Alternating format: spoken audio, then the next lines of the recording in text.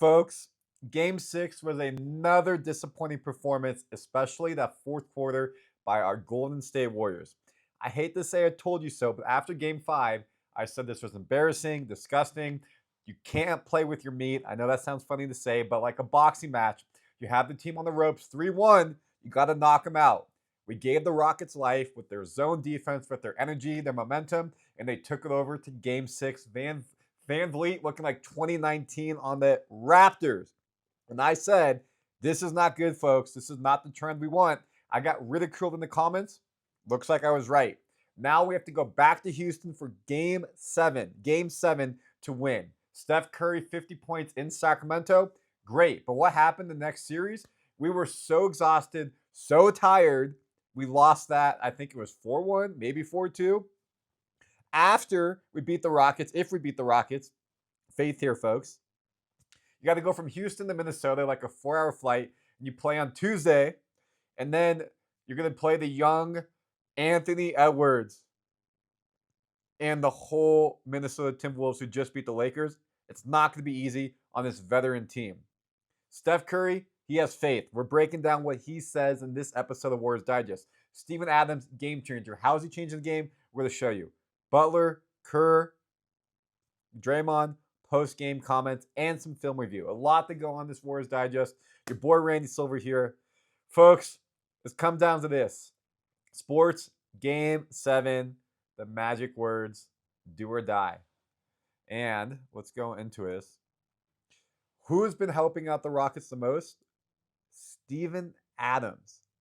The Rockets are at plus 53 with Adams on the floor this series, minus 39 without him. This is just like the Minnesota series. The Lakers did not have a big man to really match Rudy Gobert. We do not have a big man to match Adams. Looney can't play because he's an offensive liability, especially against the 2-3 zone. We're going to break it down in a second. TJD, too small, fouling. Braxton Keys, he's just a young player. We don't have that Andrew Bogut type of player that normally, back in the day, could go against Steven Adams. And he is destroying us. When you put Adams plus Segan together on the floor, 117 offensive rating, 85 defensive rating, plus 32. They are killing us. Steph, not shooting really that efficient. Butler, not shooting that efficient. They're rebounding on almost half the misses. Half the misses. Basically, every other time they miss a shot, they're getting an offensive rebound. This is massive. That's why you see the hack at Adams happen in the second quarter, fourth quarter to try to get him off the court. But this size is really derailing what we can do moving forward. And you got to give credit to the Rockets. Ime Udoka, the head coach. He's changing up his defensive scheme every quarter. Zone, trapping Steph, moving people around the floor. We're going to break it down for you right now. Let me get to my screen. 1 second. I am at a hotel, not home, so this is why you see me differently. And we're going to go through this really quickly. Sound off? Okay. So let's look at their defense right now, and we'll get to the comments. Butler brings the ball up, gives it to Draymond. You can see right now they're in the 2-3 zone. You got 2 up top, 3 below. Quinten Post is open. In the zone, you got to break it. You got to go very quickly. You're going to get open shots on the perimeter because they don't want you to get to the basket. Post is open, shot. Fine, you got to make it. But the problem is, with no big man on the floor, there's nobody in the paint for this rebound. Nobody in the paint for this rebound. How do you expect to get offensive rebound down 5? And then you give up the foul there. Not ideal at all. So now here, they're going to trap Steph Curry. Steph Curry at the 1, gives it up to BP. Sorry, they trap him a different one. Good. You break the zone by getting to the free throw line. You give it to Butler. Now you have options. You got Moody to your near screen, Post to the far screen. But look, still nobody really in the paint while Curry's trying to set the screen for Moody. Butler finds Post in the corner. Another good shot he could get. Pump fake. Gets Adams up in the air. Great. For a better shot. Misses. But look, nobody's in the paint, folks. Nobody's in the paint. BP gets there too late. Now BP's bringing the ball up. Still Steph Curry off the ball. Takes the screen. Terrible screen by Post. In this series, he had a couple of plays where he got fouls on screen, so I think he's a bit reluctant to set a hard screen. BP gets into the paint, 1 foot in, but nobody's even around the rim. Everybody's standing outside the three-point line. nowhere to go. BP on Adams is a great matchup. But because of this, the zone, he's afraid of the double team coming. Instead of sitting there and trying to take Adams one-on-one baseline, he gives up to Steph. And also, look, they're down 4. There's 20 seconds here in the game, 4-2 on the shot clock. Now they're double teaming Steph. He has to give it off. Give it the post right there. Good at the 3-point line. But now where's the old Warriors where you cut to the baseline? Andrew Wiggins does this so well. Kuminga does this so well. They're cutting. BP sitting there. Moody sitting there. Draymond's coming in. BP with the 3. Double teamed. 9 seconds on the shot clock. 3 people around there. Get it to Moody in the corner. No. He can't. Too many people on him. Not able to do a lot. Let's take it towards the end of the game. This is basically when it's over. You look right here. Let's go to the next play. Steph bringing the ball up. VanVleet on him. Draymond with the good screen. Steph wide open. Warriors are down 6. He could give it to Jimmy. He could try to make another play. But feeling the pressure, the frustration that the game is getting away from him, Steph takes a deep 3. Now again, Steph can make these threes. He was not on the fourth quarter. Not the ideal shot, though, when you're not having momentum. You're not feeling the crowd. You're not making those shots. Maybe it gets the crowd going, but it's not good. Here, Steph gives up the ball to try to double team. Give it to Butler.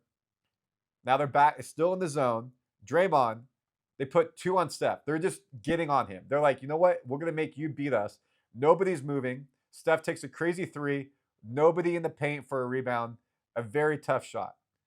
Steph bringing the ball up. Gives up the BP, back to Steph, another crazy 3.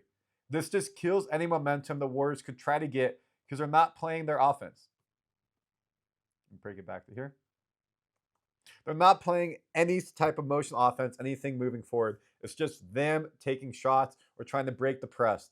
We're not getting cutting. We're not getting people in the lane. So that's where now, how do you make adjustments moving into game 7? Well, starting lineup, Arthur did a great job talking about GP2 in there.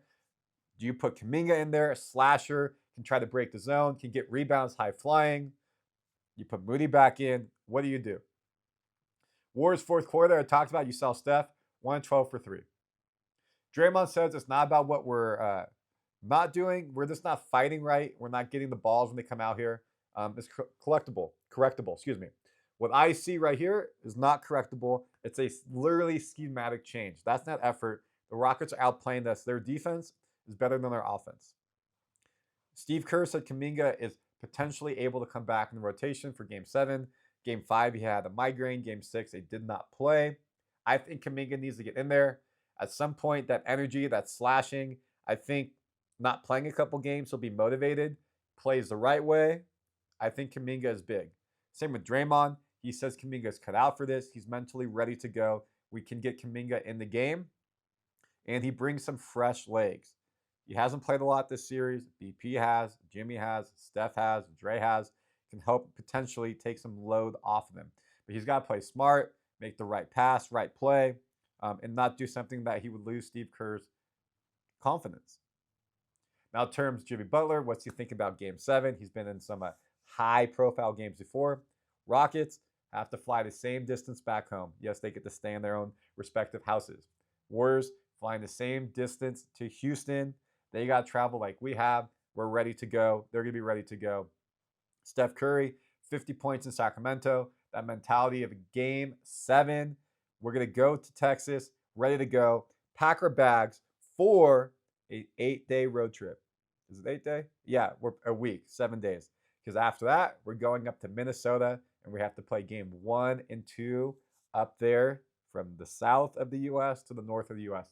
Love the mentality. You know Steph Curry will do everything he can to win Game 7 again. How much effort does he have? How's his thumb feeling? If they even win Game 7, what can they do moving forward? Do I have one more? Check. Thought I had one more on Steph Curry. And he was just talking about, hey, can I remake Game 7 of Sacramento? That'll be my best. You probably saw the social media video of Cannon, his son, not happy. So, folks, a lot to break down here. Comment your thoughts, subscribe. Really comes down to the Warriors playing Warrior basketball. That means cutting, slashing, and energy. You're going to be playing Game 7. hostile environment on the road against a young team with the momentum. Stay glued here, folks. We'll have everything leading up and post game.